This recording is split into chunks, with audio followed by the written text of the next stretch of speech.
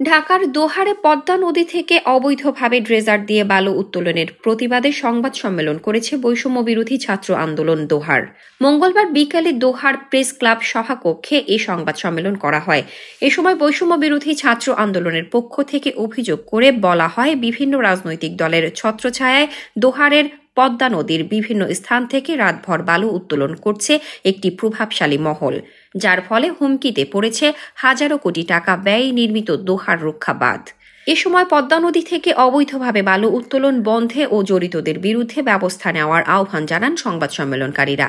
এর আগে তারা দোহার উপজেলা নির্বাহী কর্মকর্তা, উপজেলা সহকারী কমিশনার ভূমি, দোহার থানা ওসি, দোহার আর্মি ক্যাম্প ও কুতুবপুর নৌ পুলিশ ফাঁড়ির ইনচার্জ বরাবর লিখিত অভিযোগপত্র প্রদান করেন। সংবাদ সম্মেলনে লিখিত বক্তব্য পাঠ করেন বৈষম্য বিরোধী ছাত্র আন্দোলনের নেতা আদনান মাসুদ। এ সময় আরও উপস্থিত ছিলেন বৈষম্য বিরোধী ছাত্র আন্দোলনের অন্যান্যরা। আমরা অত্যন্ত উদ্যোগের সঙ্গে জানাচ্ছি, দোহার উপজেলা পদ্মা নদী বিধৌত একটি অঞ্চল এবং নদীর আচরণবিধির উপর এই অঞ্চলের নদীর তীরবর্তী স্থানে বসবাসরত জনগণের ভাগ্য নির্ভরশীল। সকলের জ্ঞাতার্থে জানাচ্ছি যে অবৈধ ড্রেজিং প্রকল্প চালনার দরুন 2013 থেকে 2016 সাল পর্যন্ত ভয়াবহ পদ্মা ভাঙনে বিলীন হয়ে গেছে হাজার হাজার বসতবাড়ি, ব্যবসা প্রতিষ্ঠান, স্কুল, মাদ্রাসা সহ বিভিন্ন সামাজিক প্রতিষ্ঠান এবং লক্ষাধিক মানুষ হয়েছে বাস্তুহারা এবং নিঃস্ব। বিগত আওয়ামী আমলে আওয়ামী দূষররা অবৈধ বালু উত্তোলনের সাথে জড়িত ছিল। তারা এখন না থাকলেও থেমে থাকেনি এই হীন কার্যক্রম।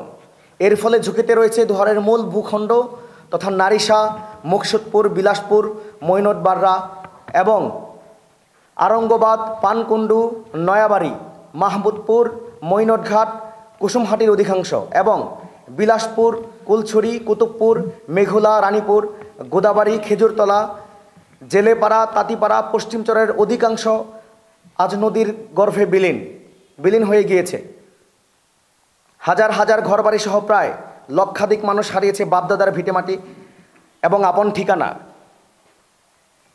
যে আপন ঠিকানা হারিয়েছে সেই জানে উদ্বাস্তু হওয়ার এবং রিফিউজি হওয়ার কি যন্ত্রণা। 2014-15 সালে ছাত্র জনতার তীব্র আন্দোলনে দোহারে একটি বাঁধ হয়, কিন্তু বাঁধ হলেও সমান তালে চলতে থাকে পদ্মা নদী থেকে অবৈধ বালু উত্তোলন। দোহারে কোনো সরকারি বালুমহল নাই, এমনকি সারা ঢাকায় ঢাকা জেলাতেই কোনো বৈধ বালুমহল নাই। দোহার ও ফরিদপুরের নিকটবর্তী বালুমহল মানিকগঞ্জের হরিরামপুরে আন্ধারমানিক অবস্থিত। অবৈধভাবে কাটার, ড্রেজার, বুস্টার থেকে মেঘুলা ও নারিশার উল্টো পাশের বিভিন্ন চর থেকে বালু উত্তোলন করে শত শত বরং অসংখ্য বলগেটে বালু পরিবহন করা হচ্ছে। দোহারের ছাত্র জনতা এবং সচেতন নাগরিক সমাজ এ ব্যাপারে উপজেলা প্রশাসনকে মৌখিকভাবে অনেকবার জানালেও কোনো কার্যকরী এবং ফলপ্রসূ পদক্ষেপের দেখা মেলেনি। উপজেলা প্রশাসন তথা উপজেলা ভূমি অফিসারের কয়েকটা অভিযানে কিছু সাধারণ অপরাধী ধরা হলেও অবৈধ বালু উত্তোলনের মূল হোতা রাঘব বোয়ালরা এখনও ধরা ছোঁয়ার বাইরে এবং তারা দেদারছে তাদের কার্যক্রম চালিয়ে যাচ্ছে, যা সম্প্রতি স্থানীয় পত্রিকা সহ জাতীয় দৈনিকগুলোতে আপনারা লক্ষ্য করেছেন। পত্রিকাসমূহে দোহারের কতক অবৈধ বালু ব্যবসায়ীর নামও এসেছে এবং উল্লেখ করা হয়েছে, এভাবে চলতে থাকলে দোহারে পুনরাবৃত্তি হতে পারে বিমূর্ত পদ্মার ভাঙন।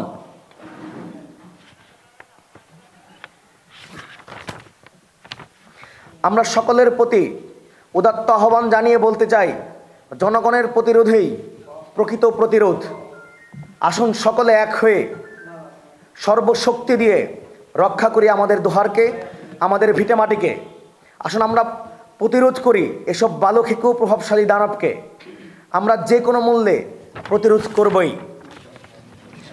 এমত অবস্থায় দোহার উপজেলা প্রশাসন এবং সংশ্লিষ্ট সকল রাজনৈতিক দল, পেশাজীবী, শ্রমজীবী, প্রবাসী নির্বিশেষে সকল শ্রেণী পেশার দোহারবাসীর প্রতি আমাদের উদাত্ত আহ্বান থাকবে, অনতিবিলম্বে অবৈধ বালু উত্তোলন বন্ধে কার্যকরী পদক্ষেপ গ্রহণ করবেন।